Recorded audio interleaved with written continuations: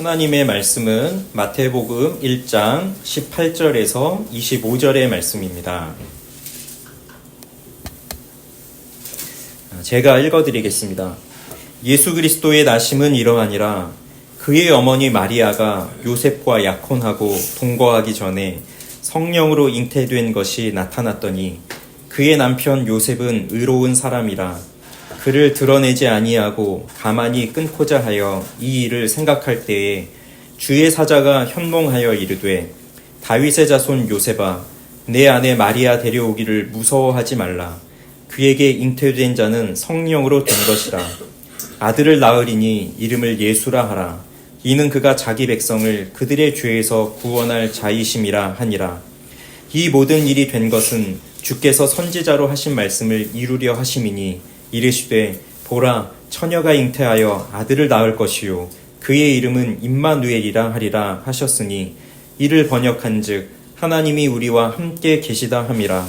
요셉이 잠에서 깨어 일어나 주의 사자의 분부대로 행하여 그의 아내를 데려왔으나 아들을 낳기까지 동침하지 아니하더니 낳음의 이름을 예수라 하니라. 아멘. 기도하겠습니다. 하나님 아버지 감사합니다. 성탄절 아침 하나님을 예배하며 주님의 말씀을 듣습니다.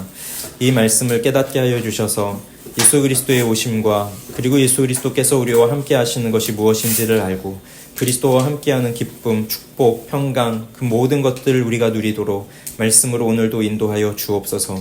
전하는 자에게도 듣는 자에게도 큰 은혜 주실 것을 소망합니다. 예수 그리스도의 이름으로 기도합니다. 아멘. 살아가면서 잊을 수 없는 일들이 아마 다들 몇 가지씩 있을 겁니다. 저에게도 잊을 수 없는 일이 하나 있는데 제가 한 20살 때쯤 겪었던 일이에요. 겨울이었습니다.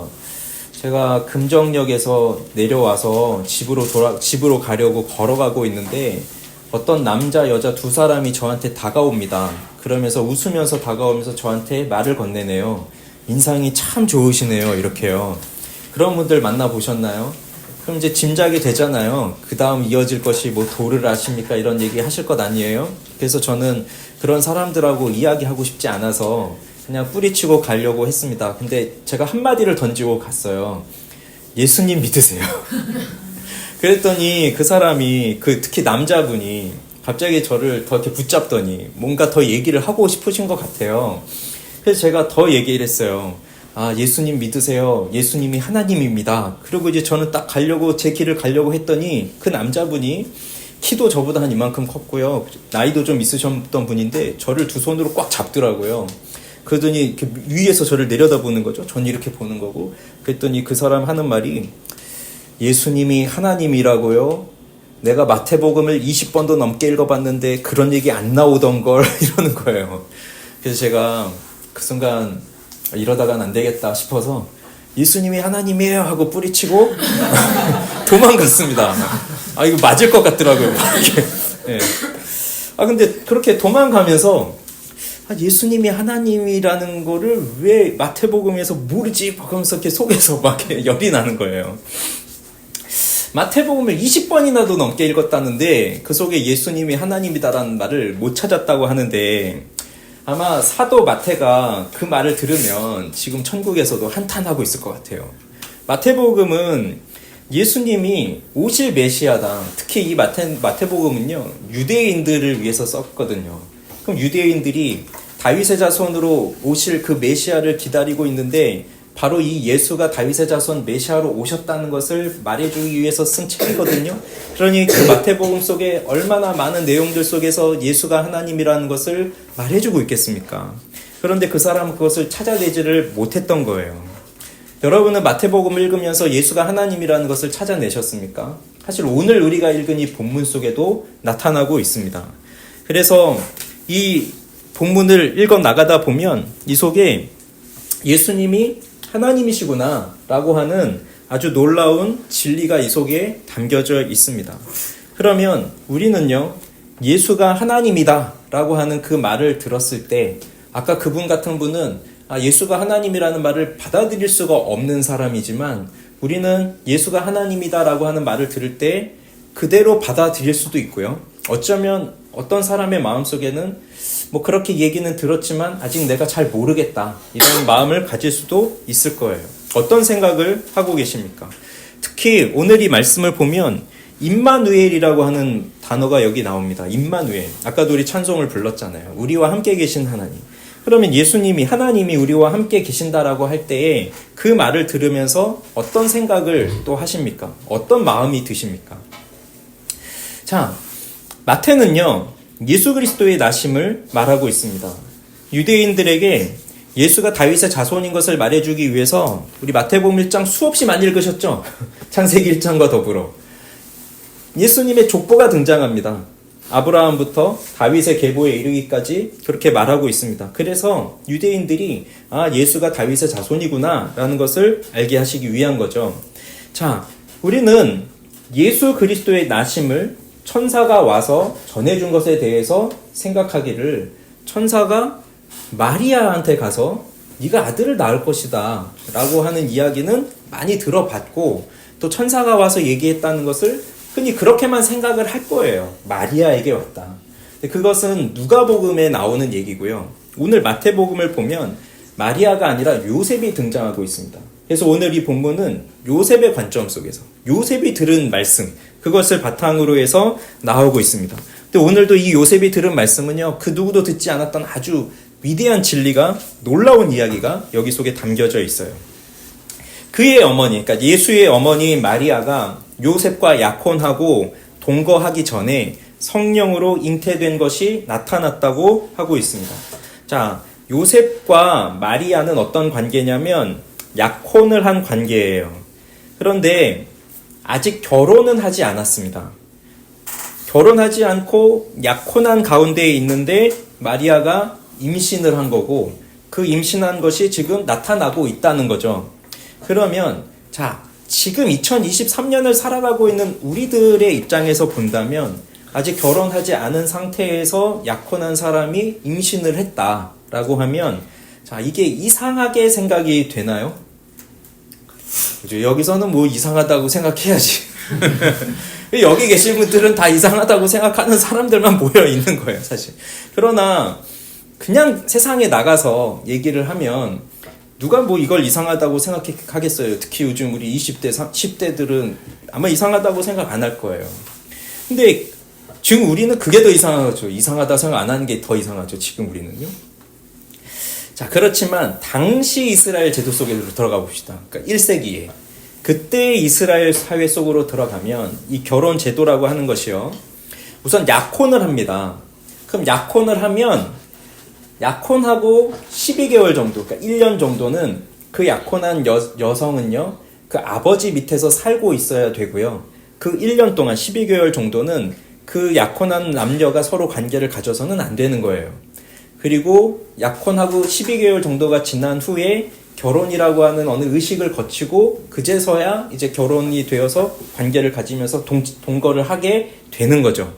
그러한 관계가 이 당시의 이스라엘의 결혼 제도인데, 그런데 그 약혼했다는 것은 법적인 효력을 또 가지고 있어서 19절에 보면 요셉을 뭐라고 말하고 있냐면 그의 남편 요셉이라고 하고 있어요. 아직 결혼을 하지 않았는데 그의 약혼자 요셉이라고 하지 않고 그의 남편 요셉이라고 하고 있어요. 그거는 약혼하지 않았지만 결혼이라고 하는 법적인 제도 속에 이미 들어와 있어서 그 기간 속에, 약혼했던 기간 속에 뭐 간음을 했다든지 불륜을 저질렀다든지 하게 되면 이것은 큰 죄가 됩니다. 그래서 신명기 22장에 보면요, 율법에 의하면 만약에 약혼을 했는데 아직 결혼은 하지 않았다. 그런데 그 사이에 애를 가지고 뭐 애를 낳다 하게 되면 무슨 일이 일어나는 줄 아세요? 그 여자는 돌로 쳐서 죽임을 받는 처형을 받아야 돼요. 그러니까 이건 아주 끔찍한 죄인 거예요. 약혼하고 결혼하기 전에 애를 가졌다고 하는 것은 율법에 봤을 때 아주 무서운 죄입니다. 돌로 쳐서 죽였다고 하니까요. 그러면 요셉의 입장에서 생각을 해보세요. 내가 약혼을 했습니다, 이 여자하고. 근데 이 여자가 임신을 했네요. 그러면은 뭐 두 가지 중 하나지 않겠어요? 내가 이 여자와 결혼하기 전에 관계를 가졌구나든지, 아니면 이 여자는 다른 남자와 무슨 관계가 있었구나라고 생각을 할 거예요. 그런데 요셉 자기가 생각해서 자기는 이 여자와 관계를 가진 적이 없으니까 하나밖에 없는 거잖아요. 이 여자가 누군가하고 관계를 가졌나 보구나 이런 생각을 할 수밖에 없잖아요. 그러면 요셉은 어떻게 해야 될까요? 그냥 모른 척하고 그냥 이 여자하고 살아야 되느냐, 아니면 율법대로 처리해서 이 여자를 내쳐야 되느냐. 그러면 율법대로 처리하면 아주 끔찍한 벌을 받는 거잖아요. 돌로 쳐서 죽임을 받고 이런 벌을 또 받아야 되고, 그럼 나는 또 이런 여자하고 약혼을 했다라고 하는 불명예가 또 나한테 뒤집어 쓰여지고, 그러면 왜 나는 하필이면 이런 여자하고 약혼을 하게 됐을까? 왜 나에게 이런 일이 닥쳤을까? 이런 생각도 하게 될 거예요. 그런데 모른 척하고 그래 이 여자하고 결혼하고 살자. 그러면 애를 낳을 거 아니에요. 근데 애를 낳아보면 사람들이 다 생각하잖아요. 결혼한 지 이제 몇 달 안 됐는데 벌써 애가 나왔네? 그러면은 이 사람들 부도덕한 사람이구나 라고 손가락질 받으면서 나중에 율법에 의해 뭐 처벌을 받을 수도 있을 것이고, 그렇다고 이 문제를 드러내서 이 여자를 또 그렇게 처리하면 이 여자가 또 결국은 율법에 의해서 처벌을 당하는 끔찍한 일을 당하게 되고, 이러한 요셉의 딜레마가 있는 겁니다. 그래서 오늘 설교의 제목이 요셉의 딜레마라고 저는 정했는데, 이 딜레마에 빠진 거예요. 여러분 같으면 어떻게 하겠어요? 근데 요셉은요, 19절에 보면 이 요셉을 성경은 뭐라고 표현하고 있냐면, 그의 남편 요셉은 의로운 사람이다 이렇게 표현하고 있어요. 죄가 하나도 없다라는 의미에서 의로운 사람이라는 표현이 아니라 율법을 지키면서 의롭게 살기 위해서 경건에 힘쓰던 사람이라는 의미에서 아마 그렇게 붙여준 것 같습니다. 그러니까 그의 이러한 의로운 성품이 그 마리아에 대해서도 이제 나타나게 되는데, 이것이 자비로움으로 나타난 것 같아요.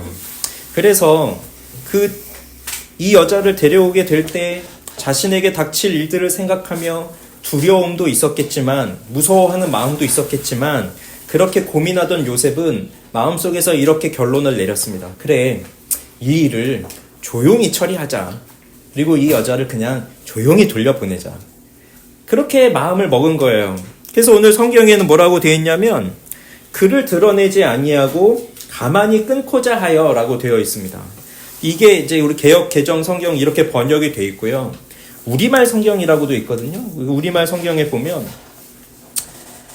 새 번역에 보면 이제 그렇게 되어 있어요. 그는 마리아가 사람들 앞에 수치를 당하게 될까봐 남모르게 파혼하려 했습니다. 이렇게 그 마리아를 좀 배려하는 그 의미가 또 이 번역 속엔 또 들어가 있어요. 그러니까 헬라어 성경을 봐도 이제 그래서 그는 그녀를 폭로하는 것을 원하지 않았고 그녀를 은밀히 풀어주는 것을 원했습니다. 이제 이렇게 되어 있어요. 그러니까 우리 이 개역 개정을 보면 그냥 이렇게 조용히 끊으려고 했던 것처럼 보이지만, 사실 자세히 들여다보면 마리아에 대한 배려심이 여기 들어가 있거든요. 이걸 나타내면 그 마리아란 여자는 수치를 당하게 될 것이고 부끄러움을 당하게 될 것이거든요. 근데 그것을 그렇게 하지 않도록 그냥 조용히 은밀히 아무도 모르게 그냥 그 여자에게 자유를 주려고 했던 거예요. 그렇게 마음을 먹었습니다. 자, 그렇게 마리아를 보호하기 위해서 조용히 일을 처리하려고 하고 있을 때, 그렇게 생각하고 있을 때 주의 사자, 그러니까 천사예요. 주의 천사가 꿈에 나타났습니다. 그러면서 그 천사의 말을 들으면 이 마리아의 몸에 잉태되어 있는 아기가 어떠한 사람인지 누구인지를 알려주고 있어요. 요셉도 아는 거고 지금 우리도 아는 겁니다. 그러면 이 마리아의 몸에 잉태된 아기가 누구이냐? 세 가지가 있어요. 첫 번째, 이분은 성령으로 잉태된 분입니다. 자, 18절 같이 한번 읽어볼게요. 18절. 자, 읽어보겠습니다. 시작.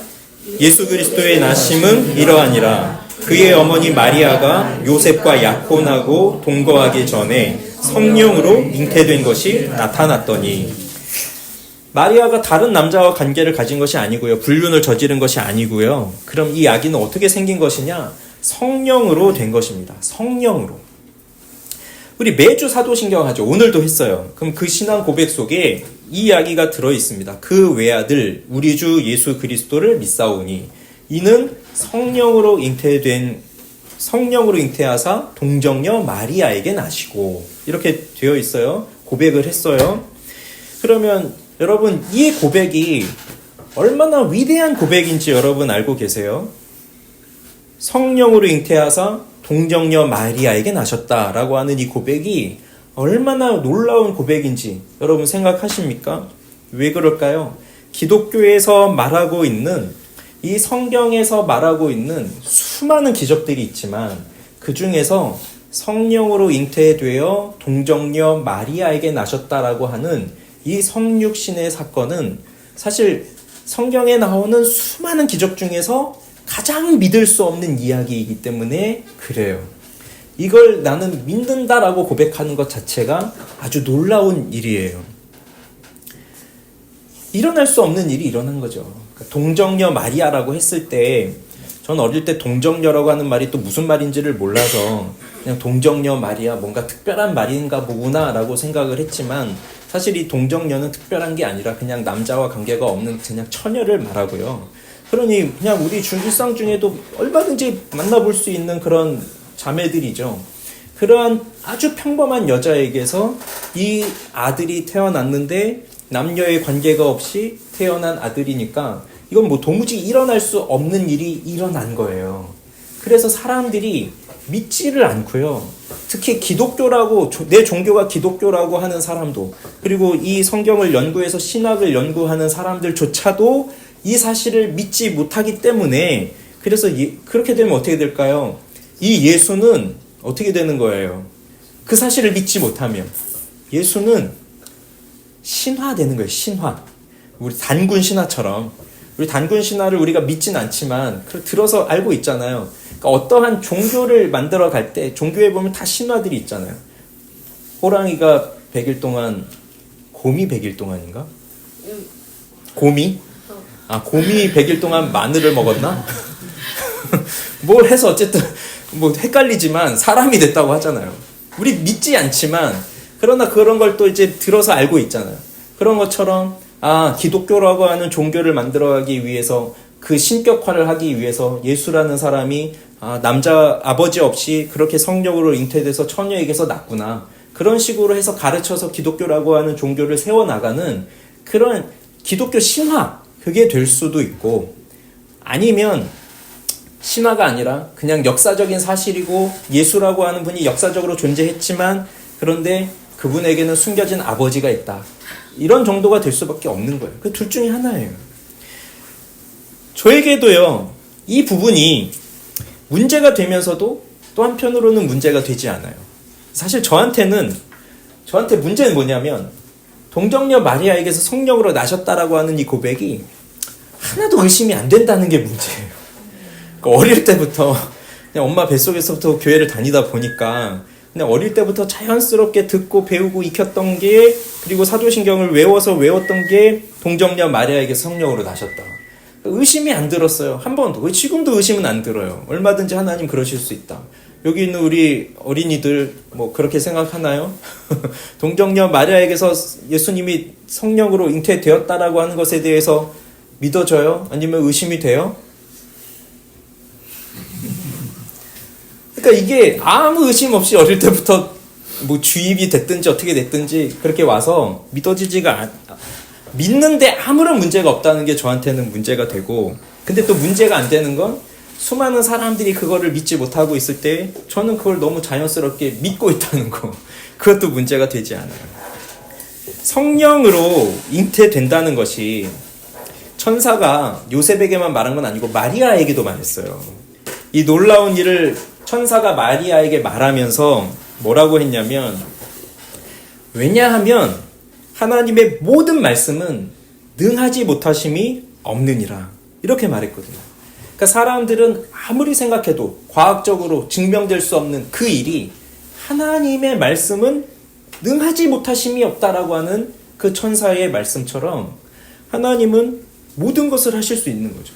말씀으로 세상을 창조하시고 말씀으로 이 모든 것을 통치하시고, 또 그렇게 하신 하나님께서 말씀으로 성령으로 잉태되어 동정녀 마리아의 몸에서 나시게 하는 일도 못하실 것이 없는 하나님의 능력이기 때문에 저는 믿고 우리는 또 그것을 믿고 있습니다. 그래서 그에 대한 마리아의 고백, 주의 여종이오니 말씀대로 내게 이루어지이다. 이렇게 고백했던 것처럼 내가 주님의 종이니 주님의 말씀대로 이루어지게 해주십시오. 라고 그렇게 우리는 사는 거죠. 혹시라도 아직 이것이 믿어지지 않고 있는 사람이 있다면 그 믿음을 달라고 구하시면 하나님 또 그 믿음을 주십니다. 성령으로 잉태되었기 때문에 마리아의 뱃속에서 자라나고 있는 그 생명은 인간에게서 온 것이 아니라 하나님에게서 온 생명이에요. 그래서 사실 요셉은 예수의 아버지이기는 하지만 1차적인 아버지가 아니라 그냥 육신적인 아버지일 뿐이죠. 예수의 참 아버지, 성령으로 잉태되셨기 때문에 하나님의 아들이신 거죠. 그래서 성령으로 잉태되었기 때문에 이 마리아의 뱃속에 있는 이 아기는 처음부터 악이나 부패, 죄가 없으신, 그렇게 순결하신, 오염이 없으신 그러한 분으로 계신 것입니다.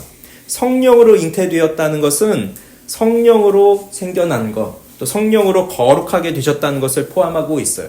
마리아는 원죄에 의해서 죄를 가지고 있지만 그래서 마리아의 인성을 갖고 또 죄를 가지고 있는 아버지, 인간의 아버지와 그렇게 결합이 됐다면 그 부모가 가지고 있는 죄를 가지고 태어나야 하지만 그러나 성령으로 잉태됨으로 인하여서 그렇게 마리아의 원죄도 없어지면서 주님께서 그 잉태되신 예수님께서는 마리아의 죄가 없어졌다는 게 아니라요. 그 잉태되어 있는 그 성령으로 잉태된 예수는 그 죄를 갖지 않고 태어난다는 그 말이에요. 그래서 성령으로 잉태됨으로 인해 예수님은 참 하나님이자 참 사람이 되셨다는 것입니다. 참 하나님이 되셔야 했던 것은 죄인인 우리의 사이를, 그러니까 예수님이 참 하나님이자 참 사람이셔야 되는 이유는 하나님과 죄인인 우리의 사이를 이어주셔야 할 중보자가 되시기 위해서이고, 자, 그런데요, 잘 생각해 보세요. 참 사람이셔야 했던 이유는 무엇이겠어요? 참 사람이어야 했던 것은 죄 없으신 예수님께서 죄 있는 사람처럼 세례를 받으시고, 그래서 예수님은 죄는 없으시지만 하나님에 의해 창조된 인간의 몸으로 오셔서 우리와 한 형제가 되었다는 것을 또 보여주고 있는 겁니다. 그리고 사람으로 오셔서 우리에게 하나님이 어떠한 분이신지를 보여주셨어요. 그리고 우리를 위해 죽으셨습니다. 인간이 되어서 우리를 위해 죽으셨습니다.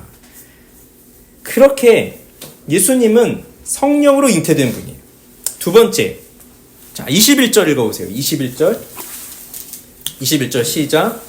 아들을 낳으리니 이름을 예수라 하라. 이는 그가 자기 백성을 그들의 죄에서 구원할 자이심이라 하니라. 그러면 이 말씀을 통해서 우리는 또 무엇을 알 수 있습니까? 예수님은 첫 번째는 성령으로 잉태되신 분, 두 번째는 자기 백성을 죄에서 구원하시는 분입니다.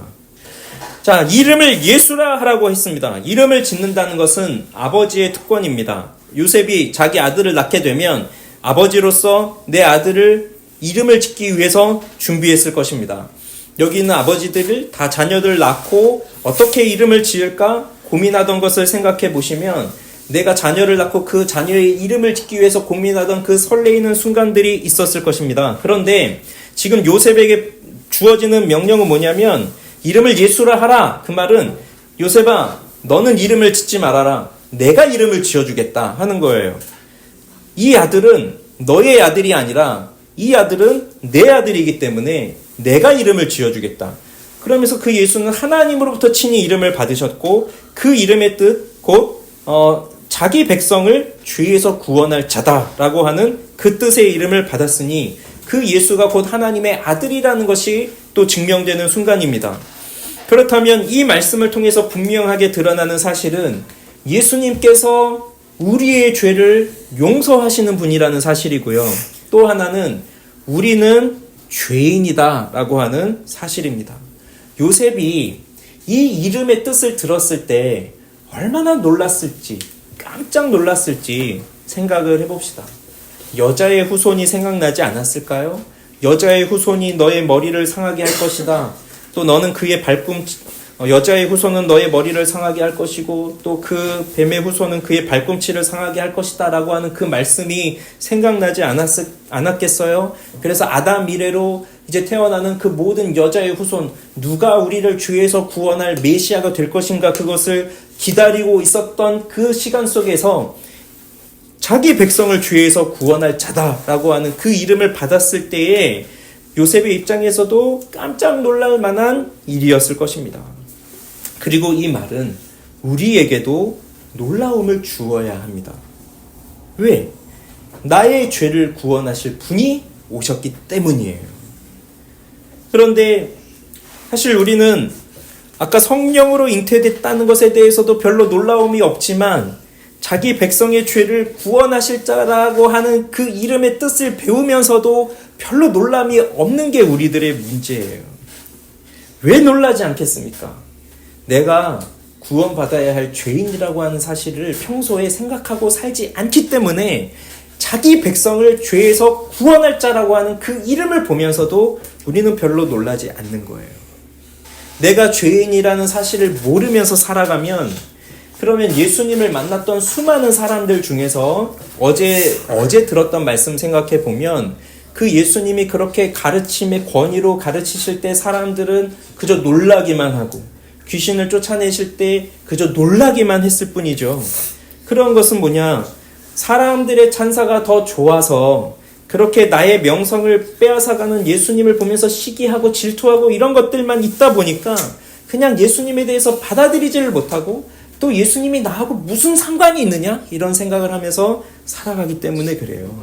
그런데 예수님 앞에 선 사람들이 모두가 다 그런 건 아니었습니다. 예수님 앞에 선 사람들 중에서 어떤 사람은 정말 예수님 앞에 엎드려져서 주님 나를 떠나십시오. 저는 죄인입니다. 라고 고백하는 사람도 있었고 주님 제가 이제 남의 것을 빼앗은 것이 있으면 네 갑절이나 갚겠습니다. 이렇게 고백하면서 자기의 죄를 회개하는 사람들도 있었어요. 여러분 나의 죄의 문제를 생각해 보세요. 나의 죄의 문제. 내가 죄를 이길 힘이 있습니까? 내 죄를 끊고 싶었는데 끊어졌습니까? 그렇지 않습니다. 죄책감에 시달리거나 아니면 무관심 속에서 살아가는 게 우리의 모습입니다. 그렇지만 그 누구도 끊을 수 없고 나도 해결할 수 없는 그 죄의 문제를 끊어버리시기 위해서 예수 그리스도가 오신 거예요. 내 죄의 문제를 완벽하게 해결하실 분이 오신 거예요. 그래서 크리스마스가 기쁜 거예요. 선물을 받아서가 기쁜 게 아니라 내 죄를 완벽하게 해결하실 분이 오셨기 때문에 그래서 기쁜 것입니다. 죄에서 구원할 길 오직 예수밖에 없습니다. 예수님은 우리에게 사랑, 능력만 주시기 위해서 오신 것이 아니고 예수님은 우리가 이 세상을 살아가면서 뭔가 잘 되게 하기 위해서 우리를 조언하시고 우리의 조력자가 되시기 위해서만 오신 것이 아니에요. 이 죄로 가득한 세상 속에서 제대로 된 사람 하나 없는 이러한 세상 속에서 사람들의 필요를 채워주고 사람들의 성공과 평안과 안정과 재물과 명예와 행복을 챙겨주기 위해서 들러리로 오신 분이 아니라 자기 백성을 그들의 죄에서 구원하시기 위해서 예수님은 오셨고요. 그것도 특별히 아기로 오신 겁니다. 응애 우는 아기로 오신 거예요. 자기 백성의 죄를 구원하시기 위해서 오셨지만 더 마음 아픈 건 뭐냐면 그 자기 백성인 그 사람들이 그 왕을 알아보지 못한다는 겁니다. 빛으로 오셨지만 어두움에 있어서 그 빛을 알아보지 못한다는 것입니다. 그것이 우리들의 문제. 내가 죄 가운데 있으면서도 내가 죄인이라고 하는 사실을 생각하지 못하고 있기 때문에 내 죄의 문제를 해결하기 위해서 왕이 신이 낮아지셔서 아기로 사람으로 오셨음에도 불구하고 내가 그분을 알아보지 못하고 있다. 이것이 문제예요. 그래서 왕이신 그분께서 알아보지 못하는 우리들을 위해서 친히 낮아지셔서 오셨고요. 자기 백성을 구원하시기 위해서 사람의 몸으로 오셨습니다. 예수님이 왜 아기로 태어나셔야 됐을까 생각해 보셨나요? 우리가 모든 사람들이 다 생각하는 것처럼 아주 백마를 타고 멋진 말을 타고 칼을 차고 군대를 이끌고 로마의 원수들을 물리칠 능력의 그 장군과 같은 모습으로 그렇게 예수님이 딱 오시면 우리가 얼마나 그 예수님 멋있습니다 하고 박수치면서 따라가고 그러지 않겠어요? 그러나 예수님은 그런 모습으로 오시지 않고 아기로 오셨어요. 아기로. 죽기 위해서 태어나신 거예요. 우리의 죄값을 치르기 위해서 오신 거예요. 내가 지은 죄를 죄 없으신 하나님의 아들이신 예수님께서 나를 대신해서 십자가에서 죽으시기 위해서 그렇게 오신 거예요. 그렇게 하심으로 하나님의 택한 백성들을 구원하여 주신 겁니다. 자, 세 번째. 그런데 이렇게 오신 예수님이 정말 어떠한 분이신가? 자, 22절, 23절 읽어보겠습니다. 시작. 이 모든 일이 된 것은 주께서 선지자로 하신 말씀을 이루려 하심이니 이르시되 보라 처녀가 잉태하여 아들을 낳을 것이요 그의 이름은 임마누엘이라 하리라.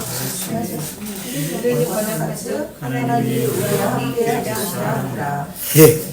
자, 이 말씀은 이사야 7장 14절의 말씀을 인용해서 하고 있는 말입니다. 여기 임마누엘이라고 하는 말이 나옵니다. 히브리어에서 임이라는 건 함께라는 뜻이고요. 마누는 우리란 뜻이에요. 엘은 하나님이에요. 그러니까 임마누엘 하면 임마누엘, 우리와 함께 하나님이 하신다라는 그런 뜻입니다. 그러면 여러분이 생각하는 하나님이 어떠한 분이신지 자, 생각해 보세요. 하나님 하면 뭐가 생각이 납니까? 내가 오라고 하면 오시는 분인가요? 내가 가라고 하면 가시는 분인가요? 그냥 내가 언제든 명령만 하면 내 명령에 따라 움직이는 내 하인과 같은 분이신가요? 아니면 우리는 이렇게 따뜻한 곳에 있을 때 하나님은 저 추운 곳에 밖에 계셔도 괜찮은 분이라고 생각하시나요? 하나님은 무한히 완전하시고 영원하시고 거룩하시고 높고 위대하신 분이세요. 여러분 생각하는 세상에서 가장 높은 사람은 누구예요?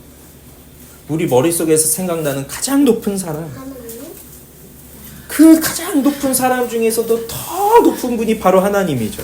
그 높고 위대하신 하나님, 이 광활한 우주를 만드시고 그 우주를 다스리시고 우리 눈에 보이지 아니하는 이 초자연적인 것까지도 다스리시고 통치하시는 크신 하나님이에요. 그런 하나님이 우리와 함께 계신다라고 하는 것이 임마누엘입니다. 그것을 우리에게 보여주시기 위해서, 가르쳐 주시기 위해서 하나님이 친히 이 땅에 오신 거예요. 사람으로요. 그러니까 아무리 하나님이 우리와 함께 계신다라고 얘기해도 와닿지가 않잖아요. 잘. 하나님이 사람이 되셨어요. 신이 사람이 된 거예요. 그러면 가장 고등한 신일수록, 이게 인간들의 생각 속에서요, 가장 높은 신일수록 사람과는 멀리 떨어져 있어야 되고요. 그 신들의 단계 속에서도 낮을수록 인간과 가까이 있는 게 신인데, 하나님이 사람이 되셨다라고 하는 건 아주 놀라운 일입니다. 이것은 말이 안 돼요. 글쎄, 불교는 가능할지도 모르죠. 불교는 제가 믿어보진 않았지만 거기 보살이라고 하는 것들이 인간이, 그 부처님 자체가 사람이잖아요. 사람이 그렇게 열심히 도를 닦고 하다 보면 보살이 되고 그런 사상들이 있으니까, 그럼 뭐 그런 종교 속에서는 뭐 얼마든지 사람이 신이 되고 신이 사람이 되고 그런 게 가능하겠지만, 그러나 유대인들의 사상을 생각해 보면 유대인들의 사상 속에서는 그 높으신 하나님이 계시고 그 하나님이 세상을 창조하셨고 그 하나님께 우리는 창조된 인간인데, 그 유대인들이 생각할 때 하나님은 누구냐면 너무 거룩하신 분이셔서, 여러분 아시죠? 그 유대인들이 그 야훼라고 하는, 여호와라고 하는 하나님의 본명을 부르지도 못했다는 거 아시잖아요. 너무 높으셔서 그 이름을 차마 부르지 못해서 아도나이, 주님으로 고쳐서 읽고, 그래서 지금도 그 야훼 여호와를 어떻게 읽는지를 모르고 있는 게 그 하나님에 대한 생각이거든요.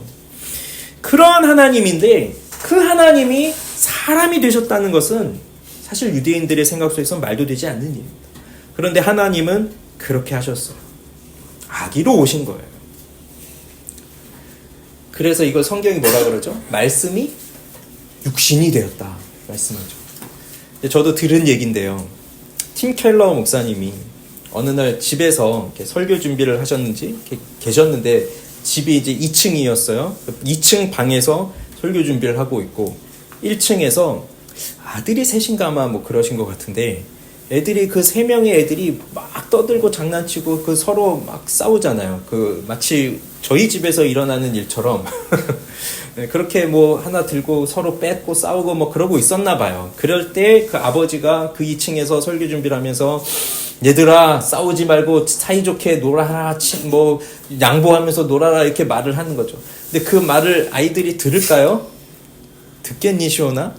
안 듣겠죠. 그러니까 계속 또 싸우고 이러고 있는 거죠. 그럼 이 아버지로서 어떻게 되겠어요? 또 한 번 얘기하는 거죠. 그러지 말아라, 사이좋게 해라, 뭐 서로 양보하면서 놀아라. 아무리 얘기해도 애들이 그걸 듣지 않으니까 그럼 그때 어떻게 하겠어요? 우리 어머니들 어떻게 하겠어요? 친히 일어나서 친히 2층에서 1층으로 임하셔야 되지 않겠어요? 그래서 말로만이 아니라 실제적인 몸으로 이놈들하고 하는 그 말씀이 육신이 되셔서 친히 임해서 그 아이들을 떼어놓아야 되지 않겠어요? 그런 예를 드시는 거예요. 하나님이 아무리 말씀으로 하시지만 사람들이 그것을 알아듣지를 못하고 있으니 친히 말씀으로 임하셔서 예수가 누구이신지, 하나님이 어떠한 분이신지, 우리를 향하여 하나님이 가지고 계신 뜻이 무엇인지를 친히 보여주시는 거예요. 그래서 말씀이 직접 몸으로 오셔서 그 하나님을 우리 가운데 보여주신 거예요. 예수님은 하나님을 보여주는 삶이었어요. 예수님이 이 땅에 오셨어요. 사람으로 인간인 우리와 함께 이 땅을 걸었고요. 우리처럼 먹고 마셨고요. 우리처럼 잠을 주무셨고요. 그러면서 그분이 하시는 말씀을 통해서 우리는 또 하나님의 말씀을 들었습니다.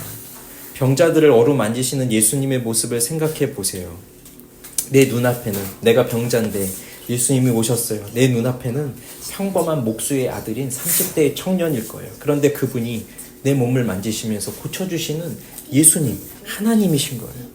풍랑이 이른 배 속에서 제자들이 다 죽을 것처럼 두려워하고 있을 때에 그때 잠자시던 예수님이 깨어나셔서 잠잠해라 라고 하시는 그 말씀을 보실 때 그분이 평범한 사람의 모습이었지만 또 바람과 바다도 순종하는 하나님의 아들이신 것을 그 속에서 다 보여주시는, 그렇게 하나님을 보여주시는 사람이셨던 거예요.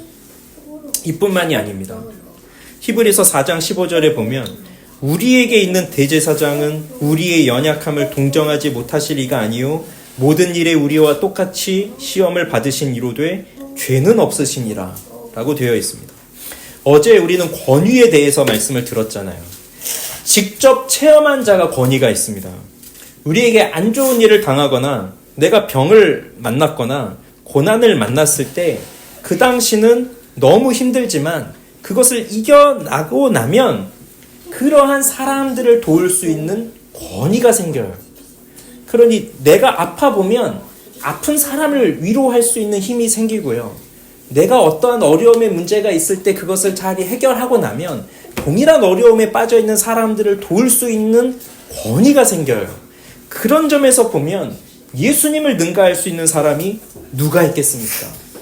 그분은 가장 가난한 자로 오셨습니다. 하늘의 소유자, 모든 것을 창조하신 분이 아기로 오셨는데 마구간의 구유에서 태어났어요. 저기는 구유가 없고 다 저기죠? 산타 할아버지만 있는 거죠. 크리스마스 카드 같은 데 보면 그 마구간이 얼마나 예쁘게 꾸며져 있습니까? 나도 한번 누워보고 싶죠? 그 구유에. 그런데 정말 예수님이 여관에 들어갈 자리가 없어서 그 마구간의 구유에 누였는데 그 마구간의 구유는 그냥 땅 파놓고 말들이 소들이 똥 싸놓는 그런 곳에 아기가 누여 있는 거예요. 누가 요즘 애를 낳아서 그런 곳에 눕겠어요? 노겠어요? 거기 누가 들어가고 싶겠습니까? 예수님은 그러한 곳에 나으신 분이에요. 가장 가난한 분으로 오셨어요. 그분은 가장 비천한 자가 되셨어요. 사람의 조롱을 받습니다. 버림을 받습니다. 배신을 받습니다. 예수님은 피곤함을 겪으셨고 목마름을 겪으셨고 심지어 하나님께조차도 버림을 받았습니다. 마귀의 시험을 받았습니다. 우리도 경험해보지 못한 슬픔을 겪었고 아직 우리가 맛보지 못한 죽음까지도 예수님은 당하셨습니다. 그렇기 때문에 오늘 내가 겪고 있는, 내가 당하고 있는 슬픔, 괴로움, 질병, 고민, 걱정, 이 모든 것들을 예수님은 이미 다 치르셨기 때문에 다 알고 계신 거예요. 나를 위로해 줄 수 있는 분이 누구예요? 나를 모르는 사람이 위로해 줄 수 있을까요? 내가 처해 있는 상황에 대해서 공감해 주지 못하는 사람이 위로해 줄 수 있을까요? 아니에요. 나를 알아주고 나의 모든 상황들을 공감해 주고 이해해 줄 수 있는 사람이 나를 위로해 줄 수 있고 나를 도와줄 수 있는 분이에요. 그런데 예수님이 바로 그런 분이에요. 사람은 다 이해할 수 없지만 예수님은 나의 모든 상황을 다 아시고 공감하시고 위로해 주시는 분입니다. 우리는 말할 수 없는 여러 가지 고민들이 각 가정마다 각 사람들마다 고민하고 있는 부분들이 다 있을 것이고 어린아이에서부터 우리 작년에 이르기까지 모든 사람들이 다 고민하고 있는 바가 있을 것이고 지금도 2023년을 끝내면서 새로운 한 해를 시작할 때 이것만큼은 내 새해에는 꼭 하나님이 이루어 주시면 좋겠다라고 하는 그러한 내용들이 있을 때 우리 사람들은 이해할 수 없어도 예수님은 다 아시고 예수님은 그 부분에 있어서 친히 고쳐주시고 해결해 주시고 응답해 주시고 위로해 주시는 분이십니다. 그것이 바로 예수님이 나와 함께 하신다는 의미예요.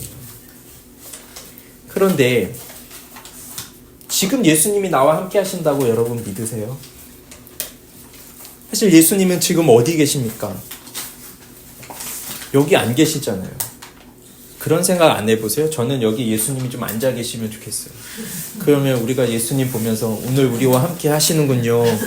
오늘 우리 교회에 예수님 방문하셨습니다. 우리 박수로 환영하겠습니다. 뭐 이러면 얼마나 좋겠습니까? 그런데 함께 안 계시잖아요, 사실. 그러니까 문제인 거예요. 예수님이 함께 하신다, 임마누엘이다 라고 우리는 늘 듣지만 또 말은 하지만 찬송도 불렀지만 느껴지지가 않아요. 특히나 어려울 때는 나 혼자 있는 것 같잖아요. 그래서 예수님은 성령을 보내셨어요. 만약에 예수님이 몸으로 계시다면 부활하셔서 승천하지 않으시고 그냥 몸으로 계시다면 예수님은 그 자리에만 계신 거죠. 그래서 예루살렘에 계시면 여기는 안 계시고 여기에 오셨다면 다른 데는 안 계시고 그러나 예수님은 승천하셨어요. 그리고 약속대로 성령을 보내주셨어요. 성령을 보내주셔서 우리 마음속에 임하셨어요. 그러니까 우리 부른 찬송처럼 세상의 사람들은 몰라도 우리 마음속에 성령으로 임하셔서 우리 안에 함께 계신 겁니다. 그래서 비록 우리는 우리 육신의 눈으로 예수님을 볼 수는 없지만 그리스도의 영이신 성령께서 우리 속에 거하심으로써 그러면서 병자들을 고치신 예수님이 나의 병을 고치시고 슬픔을 당한 자들을 위로하신 예수님이 나의 슬픔을 위로해 주시면서 그렇게 내 속에 함께 계시는 겁니다. 우리가 외롭고 힘들고 괴로울 때 우리와 함께 하시는 하나님, 임마누엘 하나님께서 언제나 우리를 버리지 아니하시고 외롭게 우리를 홀로 내버려 두지 아니하시고 우리와 함께 하십니다. 아멘. 그 세 가지가 나타나요. 성령으로 잉태되시고 자기 백성을 죄에서 구원하시고 그 하나님은 곧 우리와 함께 계신다는 것입니다. 결국 잠에서 깨어난 요셉이 어떻게 합니까? 주의 천사의 분부대로 행합니다. 순종합니다. 그의 아내 마리아를 데려옵니다. 아들을 낳기까지 동침하지 않습니다. 그리고 아들을 낳아서 이름을 예수라고 합니다. 뭘 보여주는 거죠? 주님의 말씀에 순종하는 것을 보여줍니다. 이건 마리아도 마찬가지였습니다. 예수님의 육신적 부모는 주님의 말씀에 순종하였습니다. 이것은 마리아에게 있어서도 요셉에게 있어서도 아주 큰 도전이었습니다. 요셉의 생애를 우리는 자세히는 알 수 없습니다. 그렇지만 마리아를 데려오고 예수를 낳고 나자 그에게 닥친 첫 번째 위기가 오는데 그 위기는 그러니까 그에게 닥친 인생의 도전은 바로 생명의 위협이었어요. 목숨의 위협이었어요. 헤롯이 그 왕이 났다는 소식 때문에 아기를 찾아서 죽이려 했잖아요. 그래서 베들레헴에 있는 2살 아래의 남자 아기들을 다 죽이라고 했잖아요. 그러니 요셉도 마리아도 그 태어난 예수도 죽음의 위기에 놓인 겁니다. 이것을 피하기 위해서 애굽으로 피난을 갔고요. 헤롯이 죽은 후에 다시 돌아왔지만 베들레헴에 가는 것이 무서워서 나사렛으로 가게 되었어요. 그런 점을 보면 요셉이 주님의 말씀에 순종했지만 그에게 다가온 인생의 현실은 생명의 위협이었습니다. 주님의 말씀에 순종한 결과가 이것이라면 여러분은 따르고 싶지 않은 생각도 들 거예요. 내가 순종해서 예수님을 받아들였더니 주어지는 결과는 죽음이구나 라고 한다면 따르고 싶지 않겠죠. 그렇지만 요셉이 주님의 말씀에 순종하지 않고 자기 생각대로 했다면 그냥 가만히 끊어버리자 하고 했다면 그러면 요셉은 부귀영화를 누리면서 살았겠습니까? 또 그렇게 살아서 이 세상을 산들 무엇하겠습니까? 어차피 우리의 삶이 이 세상에서 끝나는 것이 아니라 영원한 삶이 또 있는데요. 그래서 우리는 우리 눈에 보이는 것만 생각하지 말아야 하고요. 하나님의 나라라고 하는 것은 몇 주 동안 계속 말씀드리지만 결국 하나님의 나라는 밭에 감추인 보화와도 같아서 이걸 소유하기 위해서는 내가 가진 소유를 다 팔아야만 돼요. 그렇기 때문에 하나님의 나라를 소유하기 위해서는 주님의 말씀에 순종해야 하고 그 순종의 대가로 주어지는 것이 심지어 목숨의 위협이라 하더라도 우리는 그것을 감내할 수 있는 힘이 필요합니다. 그러나 오늘날 우리에게는 목숨의 위협보다는 사실 세상의 조롱이 더 많습니다. 요셉도 조롱을 당할 거리들이 많았을 거예요. 야, 네가 아들을 낳았는데 생각해보니 네 결혼하기 전에부터 애를 가졌구나 라고 하는 그 사람들의 그런 비난을 들어야 되는 그러한 것도 있었을 것입니다. 그렇지만 이러한 조롱도 예수님도 받으셨다. 예수님은 먼저 다 받으셨다. 그것을 기억하세요. 말씀을 맺겠습니다. 요셉은 딜레마에 있었습니다. 그렇지만 그는 자기 생각대로 움직이지 않았습니다. 주님의 말씀을 믿고 순종했습니다. 우리도 마찬가지입니다. 우리 인생에 있는 수많은 어려움들, 이것이 오히려 주님을 만나는 기회가 되면 좋겠습니다. 그래서 성탄절인 오늘 우리는 예수님을 진짜로 믿는 사람들이 되기를 바랍니다. 예수님이 바로 하나님이라는 것을 믿는 사람들이 되기를 바랍니다. 그리고 그 하나님이 우리와 함께 하신다는 그 사실을 우리의 인생 속에서 깊이 경험하는 사람들이 되기를 바랍니다. 우리 각자의 인생 속에서 말할 수 없는 다양한 사연들을 갖고 살아가는 우리의 삶 속에서 우리의 모든 것을 짊어지시고 이미 그 문제들을 다 해결하신 그리스도 예수를 붙들고 살아가는 우리들이 되기를 바랍니다. 우리의 빛이요 소망이신 그리스도를 바라보십시오. 기도하겠습니다.